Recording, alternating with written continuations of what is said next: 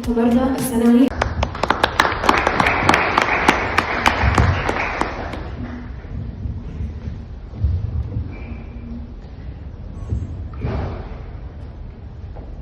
السلام عليكم. اهلا بكم شركائنا في النجاح وزمايلنا في المكتب والناس كلها، اهلا بكم. ان شاء الله النهارده ده يوم مش يوم عادي، النهارده ده بدايه مرحله جديده هنبدا فيها مع بعض للسنين اللي جايه ان شاء الله. يمكن دي اول مره اتكلم ده بالشكل ده، لكن مهم جدا اشارككم اللي جوانا. احنا بس مش مكتب محاسبه، احنا حلم بدا من شقه صغيره يمكن في زمان زي ما قال الاستاذ عبد الحميد في الاول، وان شاء الله هنكمل ونوصل لاكبر واكتر ان شاء الله. احنا دلوقتي الحمد لله في مكتب وعندنا ناس افاضل وناس يعني اخلاق كلهم باذن الله. خلينا نبدا في الموضوع على طول. احنا اتكلمنا في اكتر من محور اشتغلنا عليه قبل كده. المحاور اللي احنا بنبني عليها، المحور الاول احنا بنبني خطه طويله المدى عشان نكون مكتب كبير فعلا، مش بس بالحجم او بعدد الافراد، لا ده بقيمه الخدمه وجودتها. ازاي ده بيتم عن طريق التواصل المباشر مع العميل، اغلب الوقت من خلال مجموعه من المحاسبين على مستوى عالي من الكفاءه، ومعاهم مدير المجموعه زي المديرين الاكفاء اللي موجودين معانا النهارده لا يقل عنهم كفاءه واحترام. ومع كل ده الشركاء في المكتب عشان يمكن التواصل الدايم، وكمان يبقى في تنسيق مع قسم الاجراءات وتنفيذ الاجراءات الخاصه بالشركات اللي بتقدر على اساسها الشركه تكون مطمئنه من ناحيه انها اوكلت مهمه اداره شركتها من الناحيه الضريبيه والمحاسبيه لمكتب.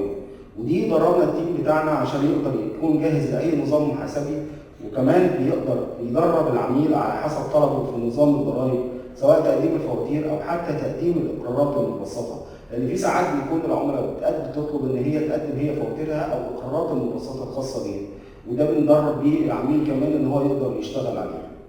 كمان الجزء الثالث معانا ان احنا بندعمه باستمرار في كل استشاره او سؤال.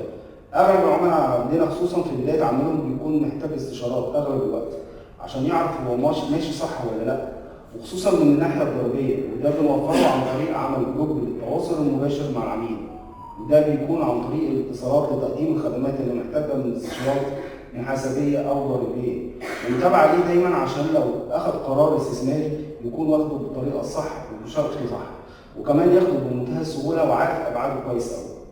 رابع جزئيه معانا بنربطه بشبكه من العملاء تساعده يكبر. يعني الحمد لله ان احنا بقى عندنا دلوقتي عدد كبير من العملاء، التنوع اللي بيحصل اصبح عندنا عدد من العملاء بيسال على خدمات، يعني بمعنى اصح زي الدعايه والاعلان، وزي مثلا توريد العماله والمقاولات وغيرها، وبنقدر ان احنا نوصل العملاء ببعض. وكمان يعني من ضمن المناسبه ان احنا استعنا مثلا بشركه موجوده معانا اللي هي زي شركه IKG، دي اللي هي نظمت المؤتمر معانا، وبكده نقدر ان احنا نخلق شبكه بين العملاء مع بعضهم بعض، وده بيعزز ثقه العملاء في المكتب. وكمان بنقدر من خلال ان احنا نزود كمان عمل وارباح الشركات بشكل غير مباشر، ويكون في استقرار في الشركه من خلال الاستعانه بخبرات من سبقوها، او حتى خلق نوع من انواع العلاقات اللي بتساعد في كبر حجم الشركه وكمان الثقه في المكتب. وطبعا الجزئيه الاكبر ان احنا هنستفاد احنا كمكتب محاسبه طبعا، يعني كل ما الشركه تكبر كل ما مكتب محاسبه يستفاد اكتر. نعم؟ هو العاشر استاذ محمد. كل فتره عشان نتابع كل جديد، سواء على مستوى القوانين او حتى على التطور الكبير اللي حصل في خلال فتره 13 سنه تقريبا او اكثر من تطور كان زي ما قلت في الاول، وكمان تطور على مستوى الفرد والقسم، ده هدف معانا من الاول يحسوا بالتطوير دوت، وكمان انجاز العملاء اللي جداد معانا يبتدي يحس ان هو بيتعامل مع مكتب كبير تطوروا معانا في المكتب. الجزئيه الاخيره والخلاصه المقترحه للجزئيه قررت تكمل وتساعد مع بعض